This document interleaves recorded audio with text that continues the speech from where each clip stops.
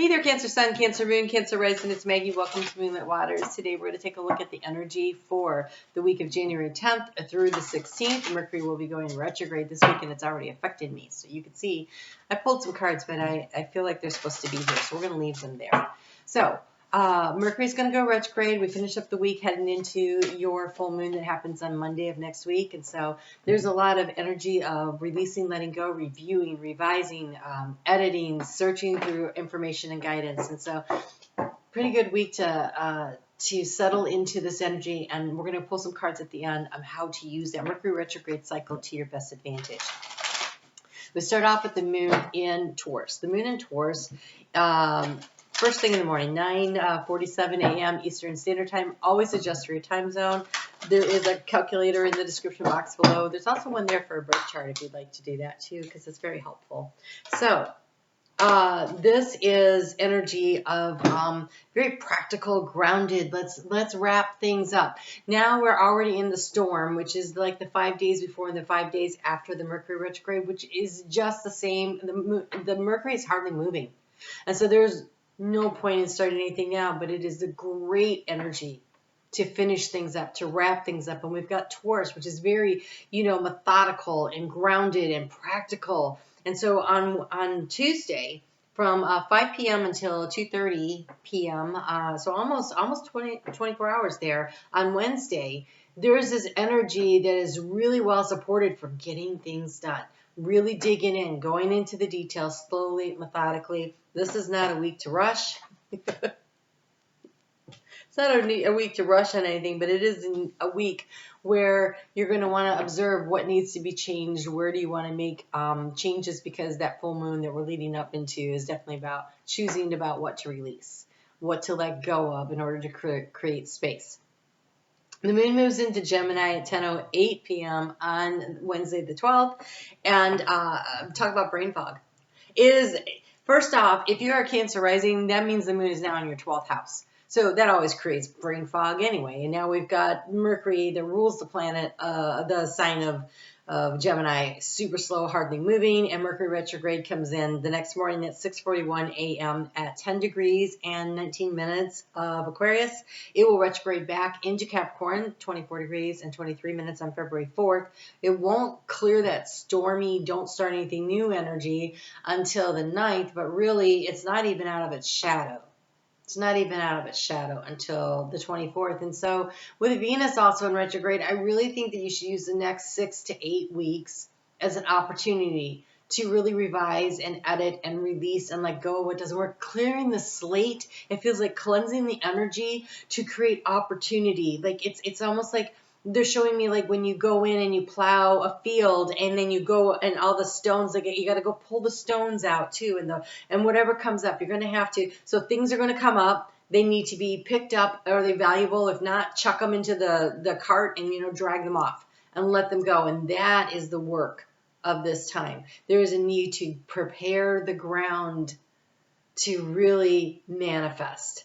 So in order to bring in the abundance, you got to do the hard labor. And Capricorn is all about the hard labor, so that's what we have going on here. So what's really cool, I do want to warn you about Friday.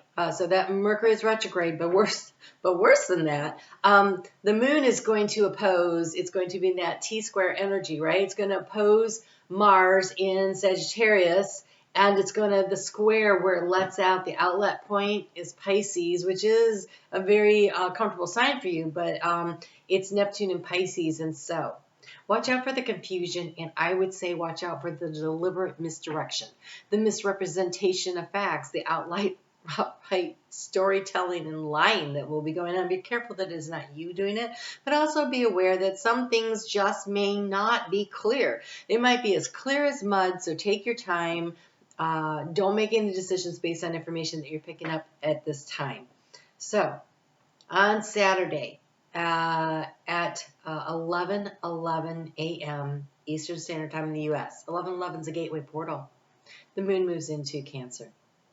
This feels super significant to me. The moon is shortly thereafter going to be in trine with Jupiter that wants to expand.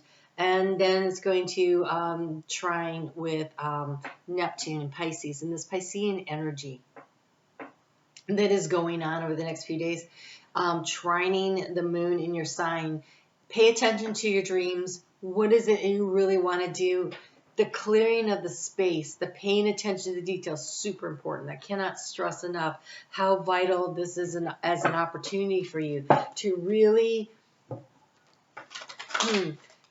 the clarity is going to come from within. It is not going to come from what's going on out there around you. So go in, take a look around. This stuff is happening in your 7th house of partnership, business or personal. And so get really clear on what it is you want.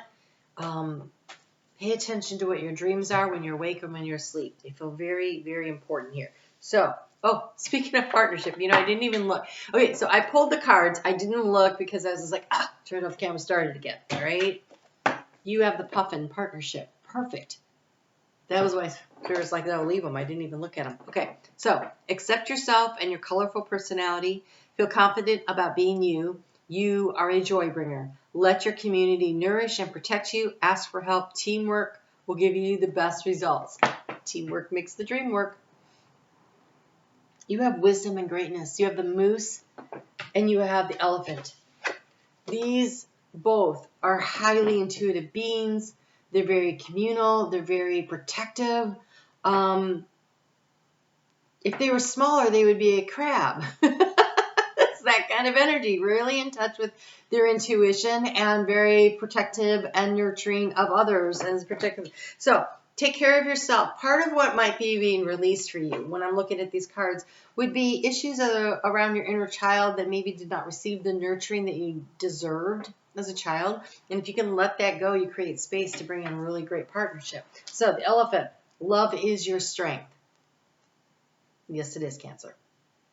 Leadership is your path. Yes, it is, Cancer. Your wisdom inspires everyone you meet. You can overcome any problem. You will naturally and easily achieve success. Wisdom comes from life experience. And what I love here is it says, your wisdom inspires everyone you meet, and the moose is called wisdom. But the wisdom is coming because he's got, look at those antennae pulling in all the intuitive hits. Let your head and mind reach the stars, yet keep your feet grounded on the earth. Listen to the ancient wisdom in your soul.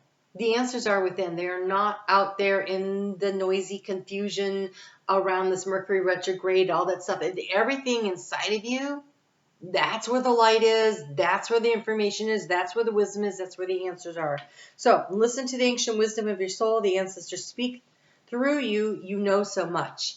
You have raising winds, magical release, calling intention, and a stronghold. This is the winds of change that are blowing through your life. But this is coming from within and going out. You create the winds of change in your own life. Because you are being called to action. We have the action card here with the moon in Cancer. You can't see it. It says action down here. But look, I'm going to get really close. I want you to see. Look what the action is. It is the waves crashing onto the shore. Perfect. Everything you need is inside of you. Tap into your inner wisdom. Tap into your intuition. Everything you need to know is there. And if you will release it out into the world and you let your light shine out, you become an attractive force that attracts to you whatever it is you want. Financial success, great friendships, community that you fit into that feels comfortable to you, but you've got to be willing to, Cancer. And I say this with so much Cancer in my chart, it's ridiculous. I have Cancer Sun, Mercury, Venus, and North Node, okay? It is hard to let go. People say you don't let go of the hurts and the wounds, and I'm not really sure about that. I think that it's more of, it's hard to let go of the negative things that are said to us because we internalize them. And we take that on and we think that that's truly who we are. It's not. So if you can release the negative words that were spoken to you, the way you've been treated, and also be willing to walk away from communities, whether they're work or personal, that do not support you as the magnificent individual that you are, because you are greatness and you are wisdom. And you deserve to be in a community that understands that. Whether that is your family or the place you work, the place you live. Like whatever it is, you know where you're feeling that way, right? You create the change, the winds of change in your own life. You create the action that cleanses the surf, that changes the shoreline. Be who you are.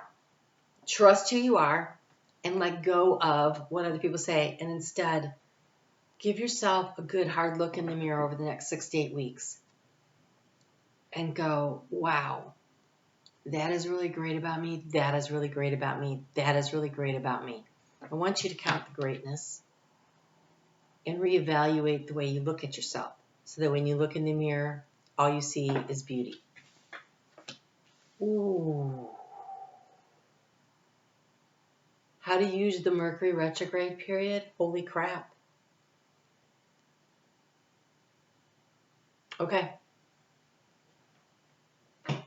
Why is that? Okay.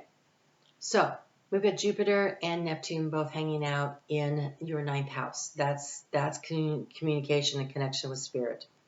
We've got the retrograde happening in your 7th house of transformation and your 8th house of transformation, your 7th house of partnership.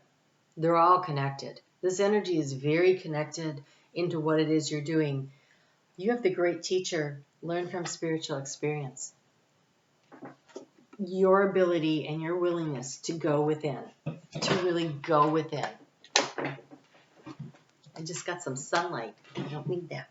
Okay, your willingness to really go within allows you to connect with your higher self and see your own greatness. Because look at this. Enjoy success and happiness. Choose where you put your energy. Choose where you put your thoughts. You are the wind of change in your own life. So when you decide to blow in the direction of what is good and great about you, what brings joy and happiness, that is the life you're manifesting. Be the wind of change in your own life. Wisdom comes from experience, and it says, learn from spiritual experiences. So if you aren't thinking you have that many yet, now's the time to get some, because this is the energy to work in to get that, right? All right, so you can find me on Facebook every day. If you enjoyed this content, would you support this channel by hitting the thumbs up? And if you would like to join the membership, if you're on an iPhone, you're not going to be able to find it. I don't understand that. But on an Android, if you hit the drop-down box, that's right there, where you can hit the thumbs up by my name. And if you're on a computer, it is right there. It's easy to find. So I appreciate you guys so much, your support and showing up. And when you leave me comments, I think you understand this, right? When someone says to you, hey, you're doing a good job, or that made sense, or even if you say, I don't really understand that, just the feedback, you know how that makes you feel. I appreciate that when you guys take the time to do that so much. It really, really makes my day. All right, you guys have a great week, and I will see you back here very soon. Take care.